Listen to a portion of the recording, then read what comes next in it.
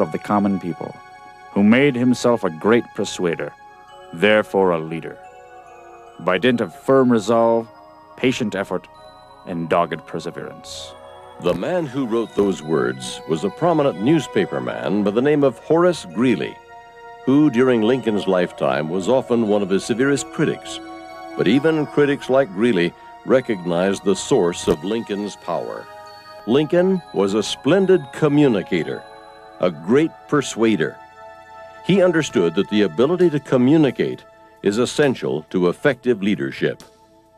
Lincoln mastered the fundamentals to such a degree that many scholars consider the best of his work, speeches such as the Second Inaugural Address and the Gettysburg Address, to be on a par with the finest pieces ever created in the English language. By following some simple, timeless principles of good communication, Lincoln achieved amazing results, advancing from the lowest ranks of American society to the executive mansion. If a backwoods boy on the frontier can pick up and master these principles, so can you. They can be relearned in any generation by those who seek to become successful, no matter where they came from or how far they want to go. To present these time-honored principles, ladies and gentlemen, the President of the United States, Abraham Lincoln.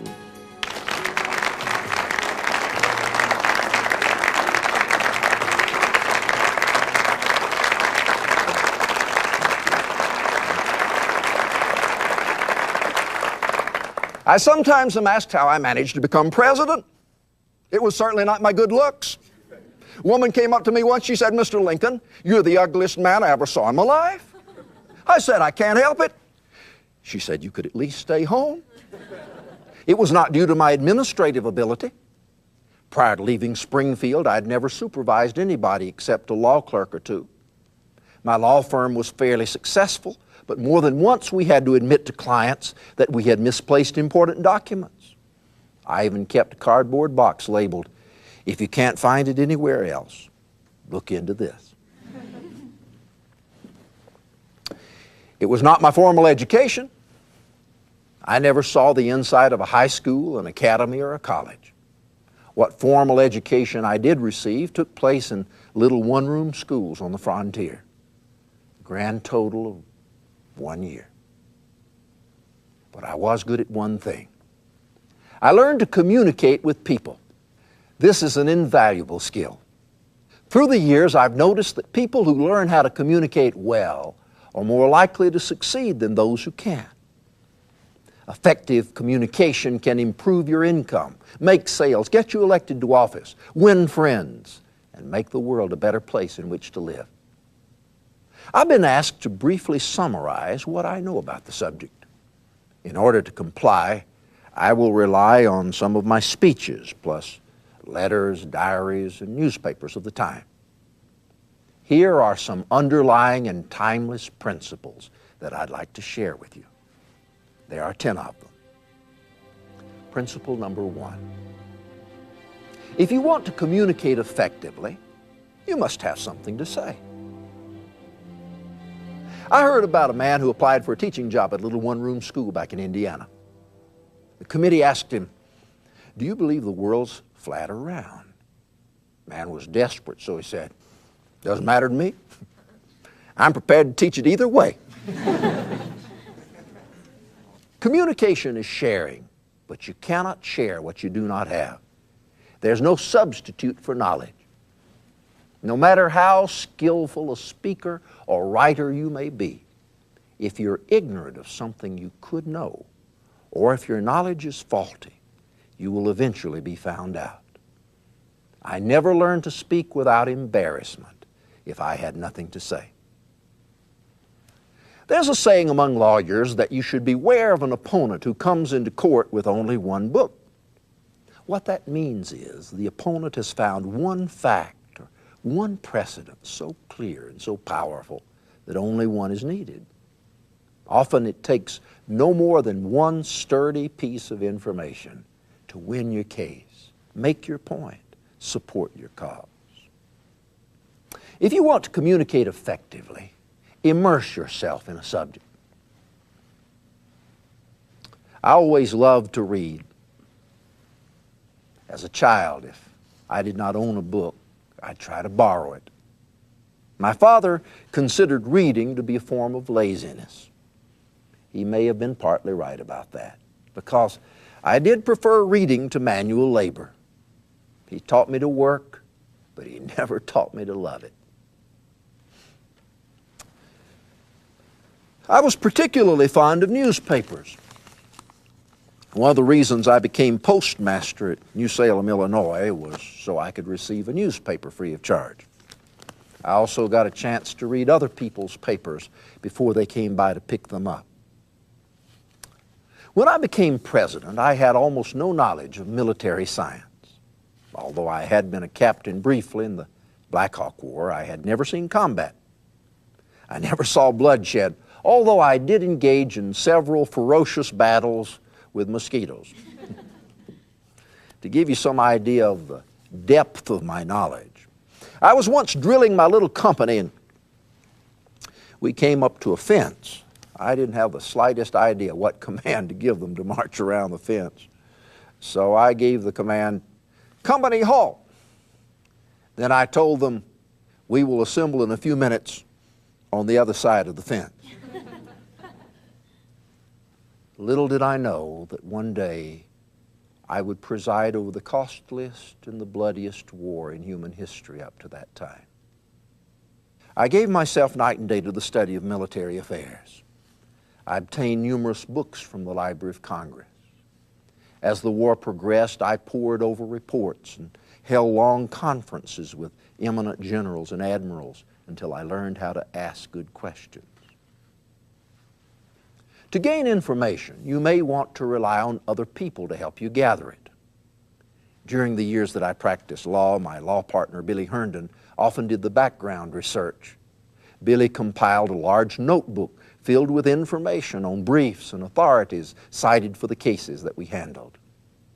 It just makes good sense to team up with people who know what you don't know, or who can do what you can't do or don't want to do. Let others help you, but find your own voice. I received some excellent advice from William Seward for my first inaugural address. He suggested that I write, "Although passion has strained our bonds of affection too hardly, they must not, I'm sure they will not be broken." I chose to write instead, "Though passion may have strained, it must not break our bonds of affection." Often your research will turn up an idea that you can adapt to your own needs. When I resided in Springfield, I came upon a sermon written by Theodore Parker. In it, Parker spoke of direct government over all of the people, by all the people, for all the people. Sound familiar? It should. I underlined those words and years later used them to conclude my remarks at Gettysburg. That these dead shall not have died in vain. That this nation under God shall have a new birth of freedom. And that government of the people, by the people, for the people, shall not perish from the earth. Principle 2. Learn to speak and write clearly. Among my earliest recollections, I can remember how, when a mere child, I used to get irritated when anybody talked to me in a way that I could not understand. I can remember going to my little bedroom after hearing the neighbors talk of an evening with my father, and spending no small part of the night trying to make out what was the exact meaning of some of their dark sayings. I could not sleep when I got on the hunt for such an idea until I'd caught it. And when I thought I'd got it, I was not satisfied until I'd repeated it over and over again, until I'd put it in language plain enough, as I thought, for any boy I knew to comprehend. This was a kind of passion with me, and it stayed with me. For I'm never easy now when I'm handling a thought, till I've bounded it north and bounded it south, bounded it east and bounded it west. I also learned at an early age that if you want to be clear in your communications, you have to state your thoughts in a logical order. In my youth, I studied and learned the writings of Hugh Blair, who was an expert on rhetoric and composition. Here's what Blair taught. Embarrassed, obscure, and feeble sentences are generally, if not always, the result of embarrassed, obscure, and feeble thought. Thought and language act and react upon each other mutually. He that is learning to arrange his sentences with accuracy and order is learning at the same time to think with accuracy and order. I enjoyed analytical exercises. Most people think grammar to be pretty dull, useless, but I loved it. I was impressed by the logic of language. I looked for just the right word and tried to place it in the right order. Billy Herndon later described my general attitude, which I think fairly expresses my tendency. He said Lincoln was pitiless and persistent in the pursuit of truth. His thought processes were slow, but they were cold, clean, and exact. I found that I could communicate more clearly if I tried to compress as much information as I could into as few words as possible. Rarely is a long presentation as effective as a concise one. I happen to agree with Mark Twain. He said, "Not many sinners are converted after the first 20 minutes." That reminds me of a story about a long-winded politician. He went on and on. Finally, man got up and headed toward the door and said, "Where are you going?"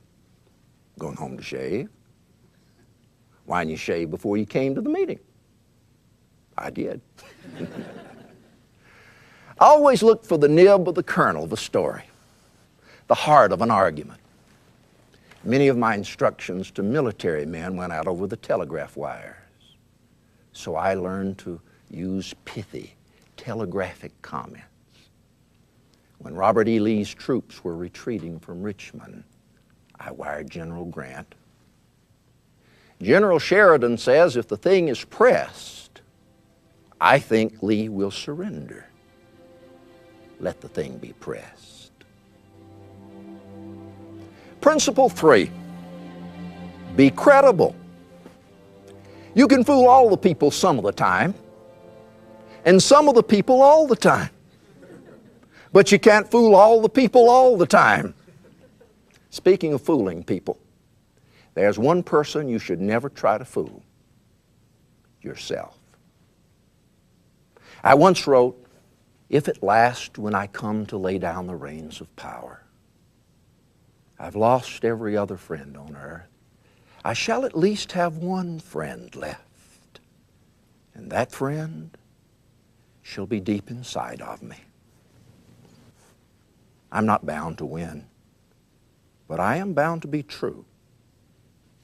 I'm not bound to succeed, but I am bound to live up to the light that I have. If that internal friend is pleased with you, credibility will naturally follow. As Shakespeare put it, "This above all, to thine own self be true, and it must follow as the night the day. Thou canst not then be false to any man." If you want to be credible, treat facts with respect. When I was a young man, I became a surveyor, spent a great deal of time studying mathematics in general, Euclid in particular. This taught me the need for accuracy and precision. Later, my study of law taught me how important it is to get things exactly right.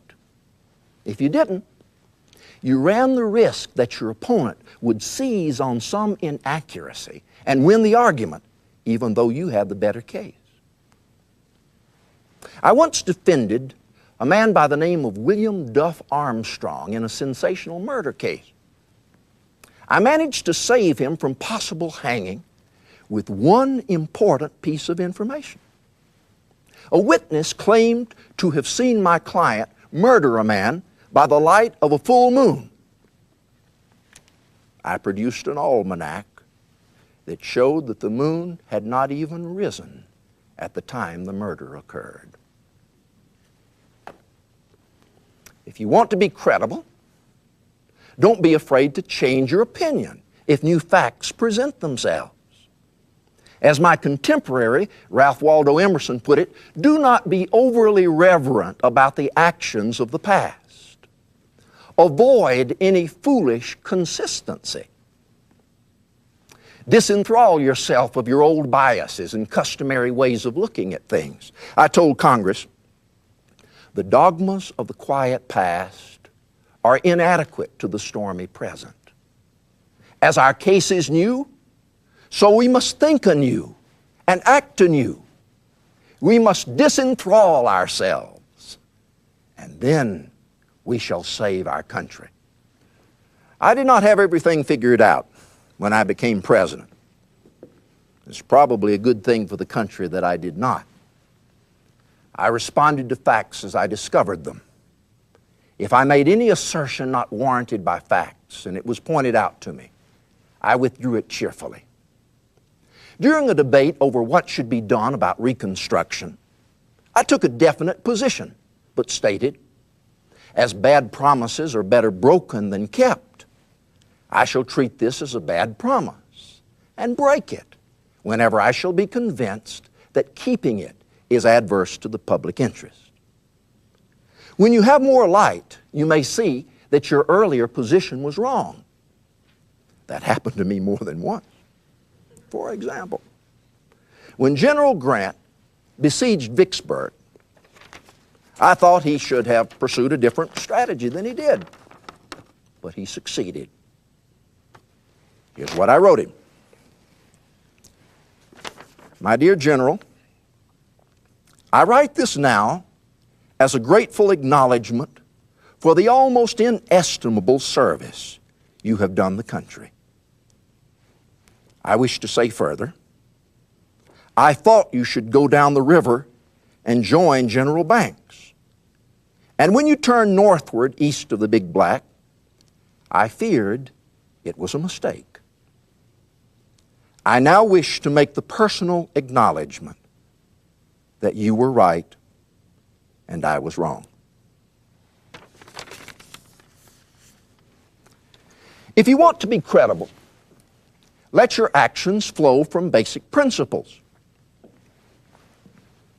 When I was practicing law back in Springfield, I was approached by a man who asked me to bring suit for $600 against a widow and 6 children.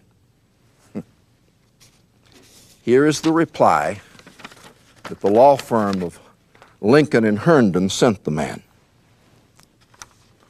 Dear sir, yes, we can doubtless gain your case for you.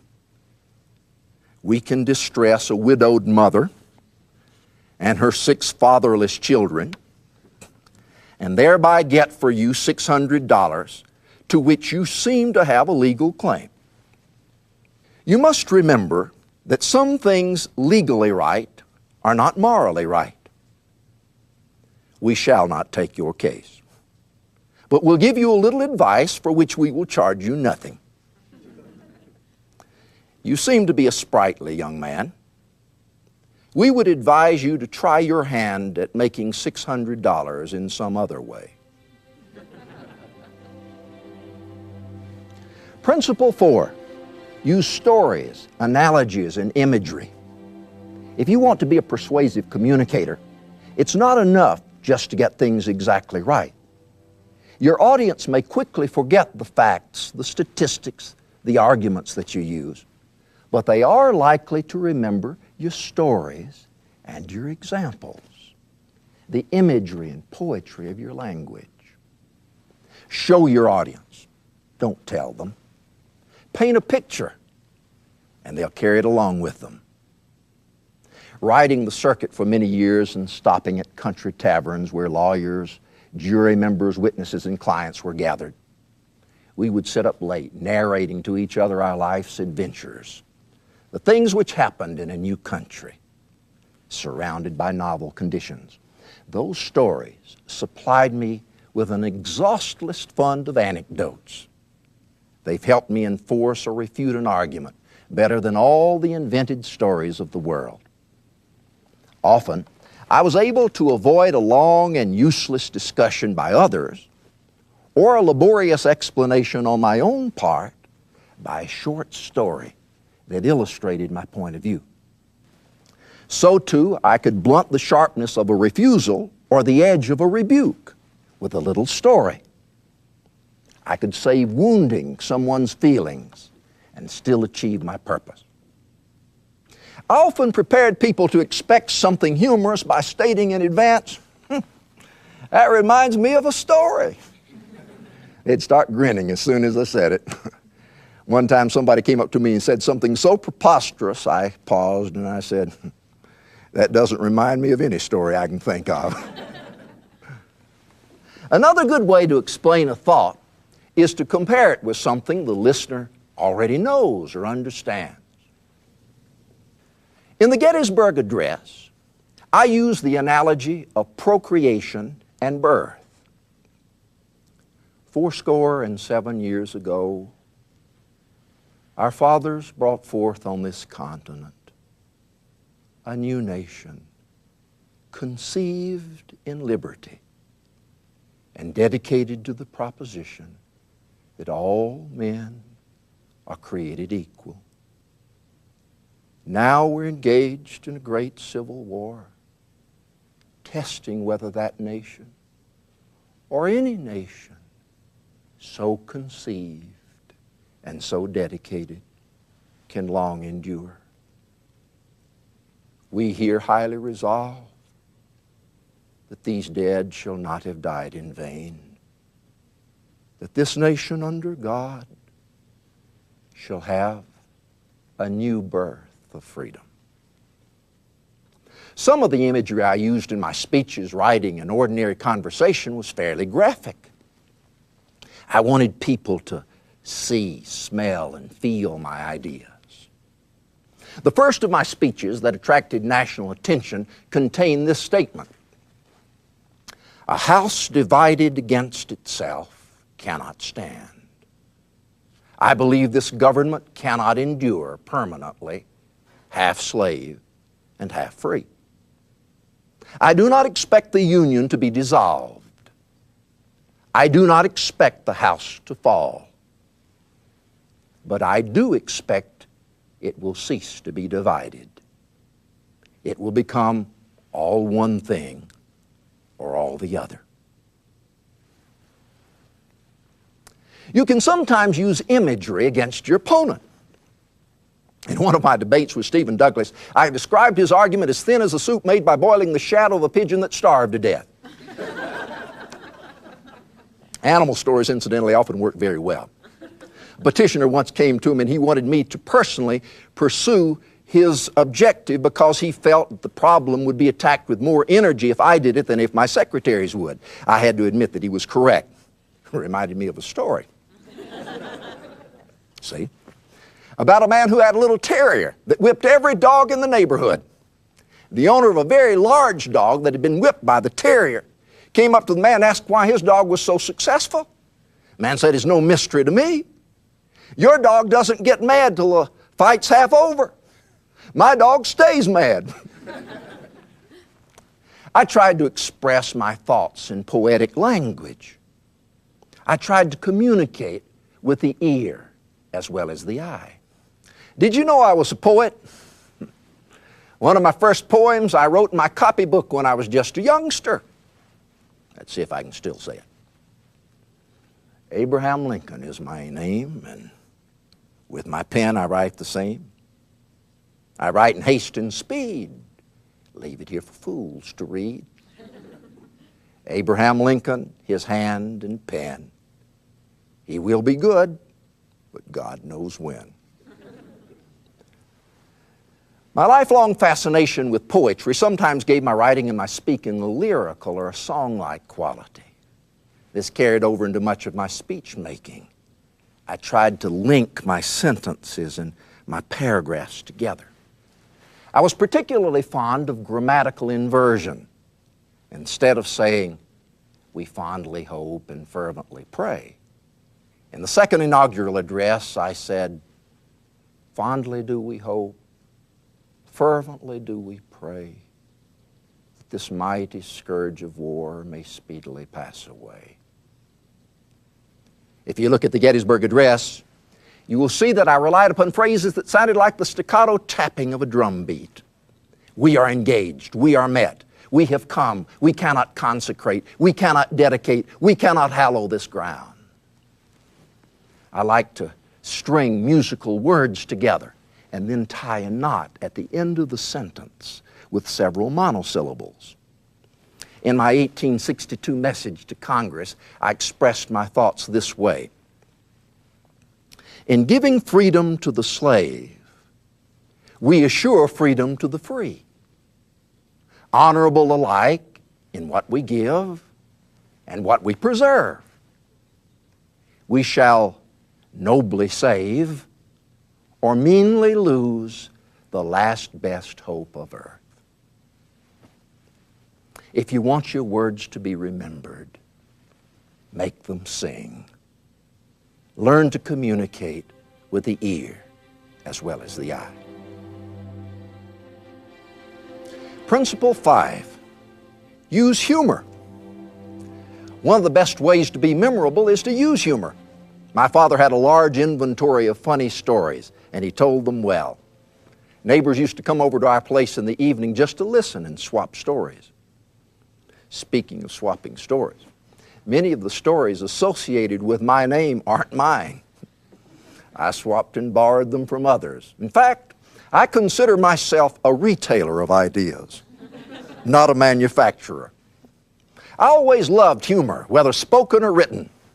Humor makes you more alert, takes another look at things, turns the thing over, gives it another dimension. Humor is entertainment. It's a medicine for pain. It's an effective weapon and a stout defense. When I arrived in Washington, people were coming up to me all the time. They would rush up to my carriage on the street with their resumes in their hand. I was besieged by office seekers. Most of them had no merit, only need and greed. One woman, in fact, came up to me and she said that she wanted an important post for her husband. I said, "Well, why didn't he come himself?" She said, "He's home drunk." When I caught the smallpox, I told my secretary to tell all the office seekers to come at once. At last I have something I can give everybody. The editor of a small weekly publication called one day at the White House. He told me that he was the first person to suggest my name in nomination for the office of president. I told him, "I hope you'll feel perfectly easy about that. I forgive you." You can use humor as a weapon to attack an idea or blister an opponent.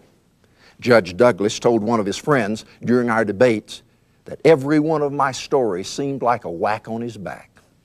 He said nothing else, not any of my arguments or any of my replies disturbed him. But when I began to tell a story, the judge said he felt he was overmatched. I wish I'd known how he felt at the time. I'd have told more of them. Humor, however, to be used effectively, must be used with care. Some people detest jokes and have a low opinion of people who tell them. And you may injure someone's feelings without intending to. That being true, if you employ humor, one of the safest forms is self-deprecation. I told a political rally once, "My opponent is spreading a vicious rumor about me. He is alleging that I am two-faced." Now, I put it to you. If I had two faces, you think I'd wear this one? Years ago, I was shaving one morning. This was before I grew my beard. Looking in the mirror, I thought, "My Lord, Abraham Lincoln, you're one ugly man." Made me so unhappy, I made a vow that if I ever met a man uglier than myself, I'd shoot him on sight. Not long afterwards, I came upon a man who was the ugliest person I'd ever seen. I thought, Lincoln, this is your lucky day. I pulled my gun and told him to prepare to meet his maker. He said, why, Lincoln? I told him about my vow. He said, do you honestly think I'm uglier than you are? Yes. Fire away. If I'm uglier than you are, I don't want to live. You're not likely to receive a letter of complaint if you're making fun of yourself. Principle 6, ask questions. From my earliest days as a lawyer, I learned how important questions can be in winning a case. I made it a practice to put the burden of proof on the opponent whenever possible. Good questions have immense value in communication and leadership, yet they're frequently underused. People who are skillful in sales will tell you there's no reason to tell prospects something they themselves can discover. You can use questions to gain information or guide a conversation. Often the other party will not even know they're being guided. By means of questions, you can get them to think about a subject they might not have considered previously, or lead them to look at the subject in a different manner. Questions can be invaluable in developing reports. I arrived at the final draft of the Emancipation Proclamation through little steps. Every day, I would write a few lines on a long sheet of paper in the war telegraph room, think about it, and lock it away. This continued for several weeks. During this time, I asked questions of various individuals and groups. Sometimes I played devil's advocate. Here are some of the questions that I asked. How would we feed and care for such a multitude? What if the slaves were armed and then went over to the other side? How would the edict be received in Europe? This question and answer process helped me feel my way to the final draft of the Emancipation Proclamation. Questions can make a statement. I once asked one of my overly cautious generals, if you do not intend to use your army, may I borrow it for a while? You can use questions to show interest in the other party. People are not likely to help you very much if they think you're interested only in yourself.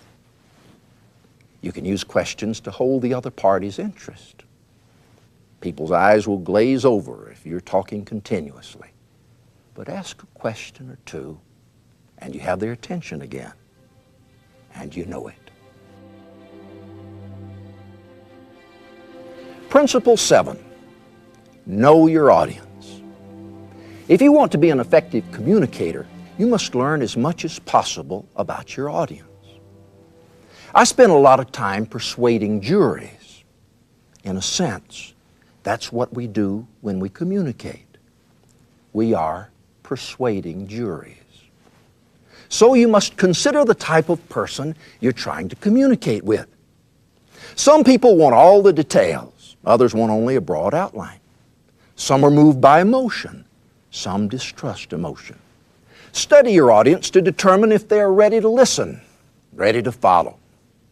Henry David Thoreau said, it takes two to speak truth, one to speak and another to listen. Is the person capable of understanding and accepting your message? One of the biblical proverbs puts it this way, rebuke a wise man and he'll love you. Rebuke a fool and he'll hate you.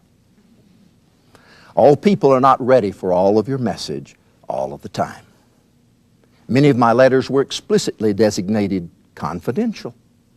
I knew that the public at large was not capable of accepting and understanding some of my observations and comments.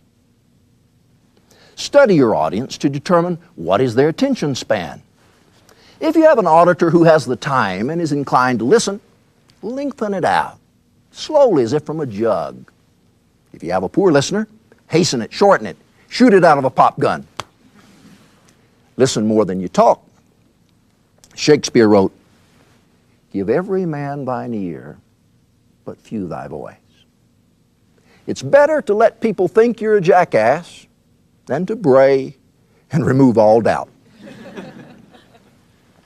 Some individuals can dazzle their listeners with their wit, with their French and Latin phrases, with their beautifully chosen words, but they're not effective communicators. Why? Because they do not know where the target is. They spend too much time talking themselves. By listening, you can learn what other people are interested in, what their needs are, what are their sources of information, where their prejudices lie. Principle 8. Convince the audience that you're a friend who has their best interest at heart. When you speak in public, you'll be most effective if you think of yourself not as making a speech, but as someone coming to talk with friends about a subject that's important to them. My election to the presidency came at a time when the nation was edging closer and closer to civil war. Here's what I said. We're not enemies, but friends. We must not be enemies. Though passion may have strained, it must not break our bonds of affection.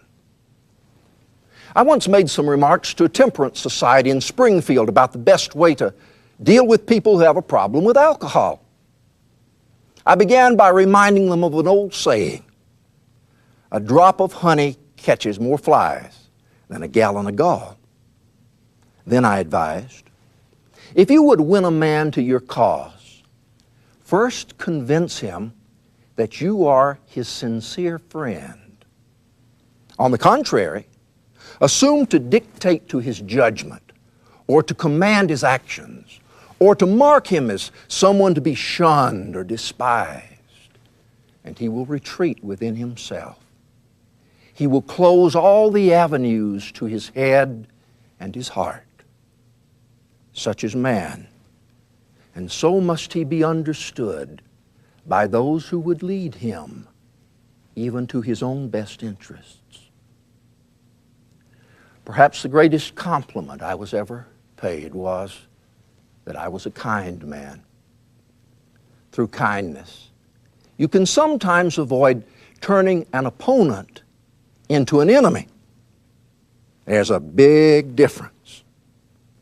An enemy may agree with your idea, yet oppose you. An opponent may disagree with your idea, yet still like you. And your opponent of today may become your ally tomorrow. It's well known that I'm in favor of short statutes of limitation in politics.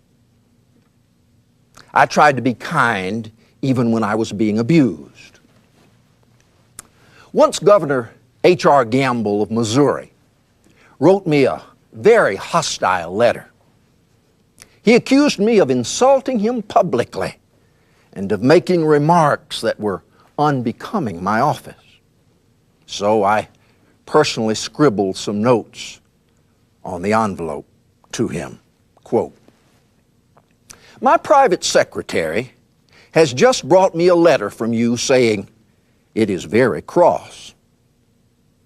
As I'm trying to preserve my temper by avoiding irritants, I have declined to read your cross letter.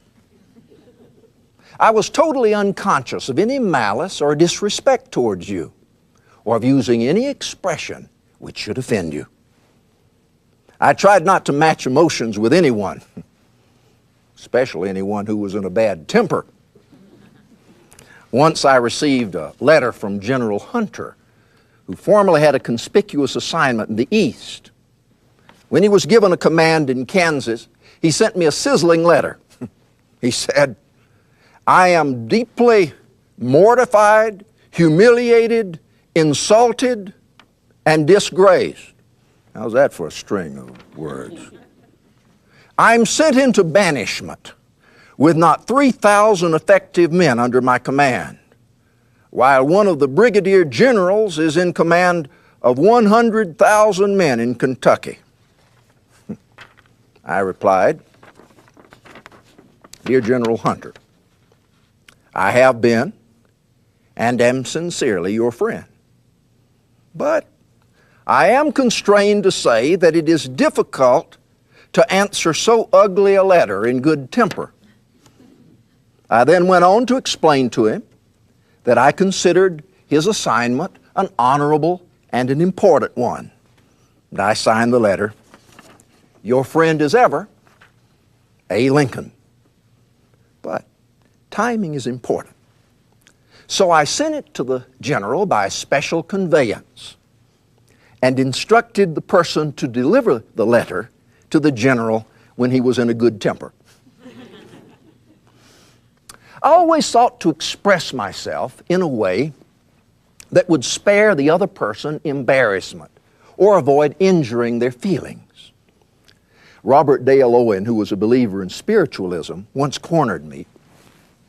He insisted that I listen to an excerpt from a book he was writing. Afterward, he asked me what I thought of it.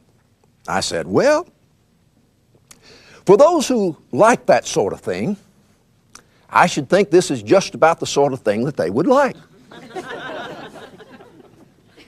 Which reminds me of a man who came to Washington to see if he could get a pass to go through the lines to Richmond. I told him I'd be happy to issue him a pass if my passes were respected, but they weren't. For over 2 years, I've been issuing passes to 250,000 soldiers in the Army of the Potomac to go to Richmond. Not one of them's gotten there yet. Kindness is not weakness. Kindness is in the spirit of what you do. You can be kind when you're saying no, or when you're criticizing or reproving. Words are never put to better use than in the form of a compliment. A well thought out compliment, clothed in just the right words, presented at an appropriate time and place, can be cherished for a lifetime. The ability to communicate in a kind manner is especially critical in dealing with those who love you. Kindness grows out of sympathy for the other person, a we feeling that you have some sense of their joy, their struggle, their pain. But kindness, to be kind, must be expressed tactfully. One of the most difficult tasks is to say something to someone who is dealing with pain or death, to write a letter of consolation. In 1864, I sent this letter to a war mother, a Mrs. Lydia Bixby. Dear Madam, I have been shown in the files of the War Department a statement that you are the mother of 5 sons who have died gloriously on the field of battle. I feel how weak and fruitless must be any words of mine which should attempt to beguile you from the grief of a loss so overwhelming. But I cannot refrain from tendering to you the consolation that may be found in the thanks of the Republic they died to save. I pray that our Heavenly Father may assuage the anguish of your bereavement and leave you only the cherished memory of the loved and lost and the solemn pride that must be yours to have laid so costly a sacrifice upon the altar of freedom. Yours very sincerely and respectfully.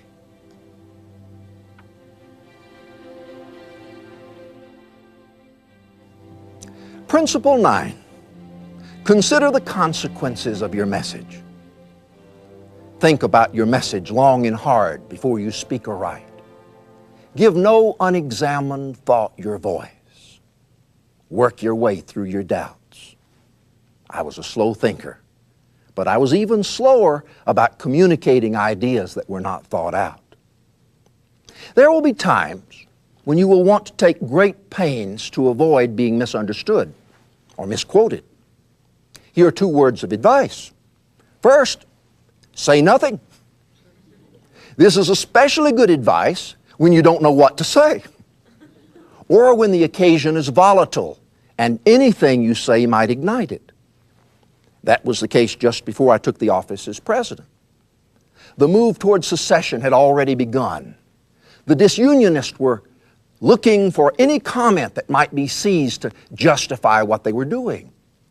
So I avoided public comments, replying that my position had already been made abundantly clear in previous remarks, debates, and speeches. The second word of advice is, sometimes write out your comments. I often spoke without notes.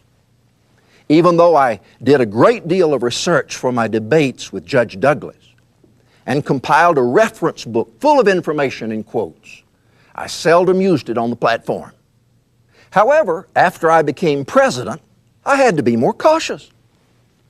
During the war, it was rather common for serenades to take place at the executive mansion, and I and other high-ranking officials would often be asked to make a few remarks. Sometimes these remarks would be butchered when they appeared in the newspapers. So my secretary, John Hay, took to writing out the night speeches as I gave them. For at least one serenade, I wrote out my remarks in advance and read from a manuscript. As a communicator, you have the power within you to bring out the devil or the angel in your audience. Just beneath the surface of individuals and nations reside resentments, fears, and angers. These can easily be stirred up. But you will also find an ample supply of kindness, generosity, heroism. I always tried to appeal to that side of human nature. When I delivered the first inaugural address, I stated, "The mystic chords of memory, stretching from every battlefield and patriot grave to every living heart and hearthstone all over this broad land, will yet swell the chorus of the Union when again touched, as surely they will be, by the better angels of our nature." Learn how to appeal to the better angels whenever you can. Shortly before my assassination, I told my cabinet, "I hope there will be no persecution, no bloody work after the war. None need expect me to take part in hanging or killing them. Enough lives have been sacrificed. We must extinguish our resentments if we expect harmony and union." The Civil War might have been followed by an orgy of vengeance and widespread hangings, wounds that might never have healed had I not pled for forgiveness and reconciliation. Think about the impact your message will have before you deliver it. Keeping your objective in view will help you guard against excesses of emotion. If you're tempted to say something harsh to somebody, ask yourself, what will an angry message accomplish? Will it destroy the relationship? Will it produce an angry reaction? Or will it generate positive results? Let me tell you about a letter I never sent.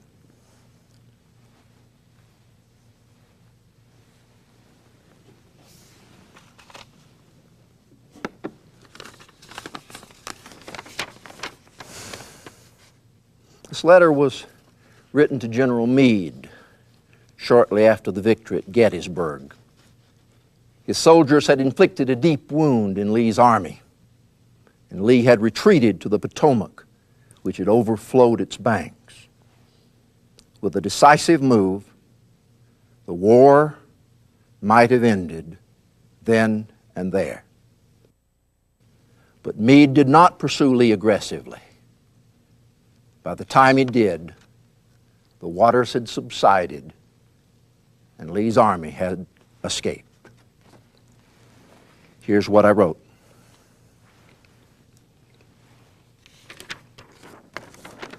My dear General, I do not believe you appreciate the misfortune involved in Lee's escape. He was within your easy grasp, and to have closed upon him would, in connection with our other late successes, have ended the war. As it is, the war will be prolonged indefinitely. Your golden opportunity is gone, and I am distressed immeasurably because of it. I filed that letter away. I never sent it. I considered the consequences of sending it. Meade was the best man I had for the job. If he had resigned, I would have been worse off. There's one further benefit of keeping your objective in view. If you're thinking about the impact your message will have on your audience, you'll have less time to think about yourself. This is one of the best ways I know to eliminate fear of speaking. Quit thinking about yourself. Think about your audience. Think about your objective. Speaking of keeping your objective in view, reminds me of a story. Years ago, I was running against a famous evangelist by the name of Peter Cartwright for the U.S. House of Representatives. I attended one of his prayer meetings, which was actually a political rally. By and by, he asked everybody to stand up who wanted to go to heaven. Well, I kept my seat. Then he asked everybody who didn't want to go to hell to keep standing or stand up. I remained in my seat, the only person in the house. Cartwright then looked at me. He said, "Mr. Lincoln, where do you intend to go?" I said, "If it's all the same to you, I intend to go to Congress." And I did. Principle 10. Improve your ability a little bit every day. I always tried to expose myself to the biggest ideas and the best communicators I could find. As a youngster, I steeped myself in biographies of George Washington, selections from Cicero, Demosthenes, dramatic passages from Hamlet, Falstaff, and Henry V. I learned from the writings of Thomas Paine and the speeches of Daniel Webster. As a boy, I practiced public speaking without even knowing it. Sometimes after I returned from church, I would assemble my childhood companions on logs and stumps, and I would deliver a parody of the sermon, much to their delight. I tried to hone my communication skills by becoming a member of literary groups and debating societies. I was a member of the New Salem Debating Society and often walked 6 miles to practice before that group. When I moved to Springfield, I helped form a similar group there. The advantage of being a member of such a group is that you can obtain suggestions and criticism. Whenever I could, I subjected my work to scrutiny from individuals whose opinion I respected. I delivered my first inaugural address on March 4, 1861. But I'd written the first draft weeks earlier in Springfield. It was set in type, and I circulated it to several close friends. They offered suggestions for improving the address, several which actually I incorporated into it. I learned to benefit from criticism. My cabinet was composed of outspoken individuals who forcefully expressed their differing views. Even my supporters found fault with me. But I learned that one good critic telling you what you're doing wrong can do more to help you than 10,000 people telling you how great you are. In order to improve, I pondered over my ideas, often refining my arguments by writing them on scraps of paper. Some people have the mistaken notion that I composed the Gettysburg Address on the back of an envelope on the way to the cemetery. Nonsense. I thought about it and worked on it for weeks. You don't think I made a long trip from Washington to Gettysburg to say something off the cuff, do you? If you think that, you do not know me at all. I was revising it and polishing it and trying to make it better on the way to the cemetery. You see, my philosophy is every day to do something, no matter how small, that will make you better.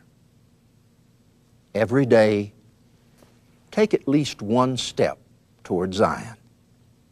That's how you become an effective communicator. One step at a time. Continuous improvement, I think you call it today.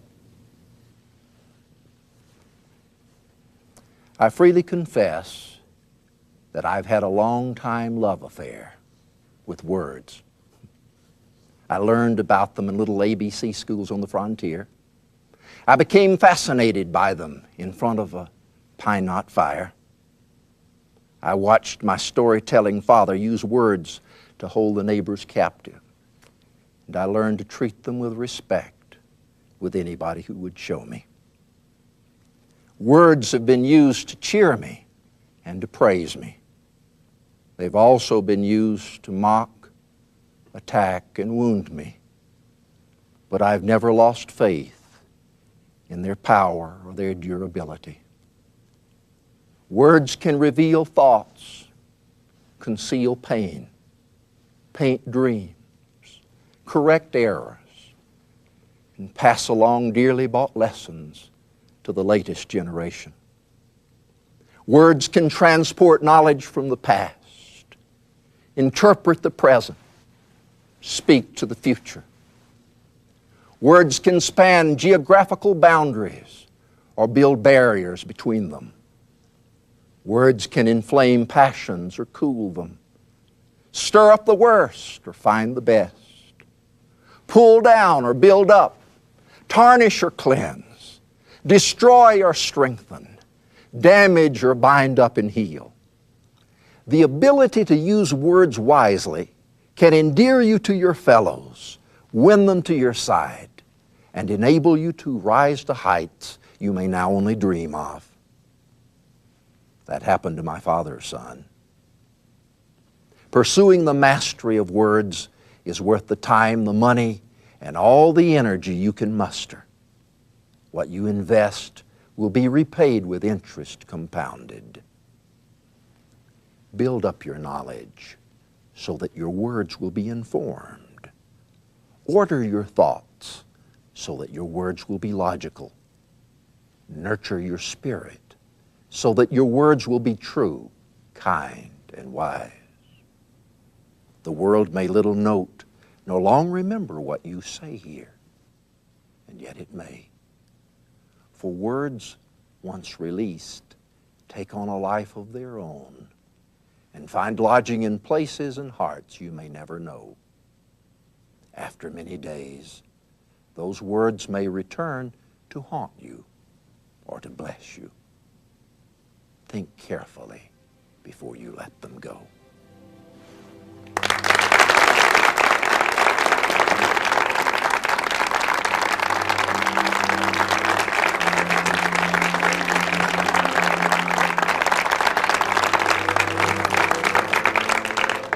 This has been Lincoln on Communication. How to communicate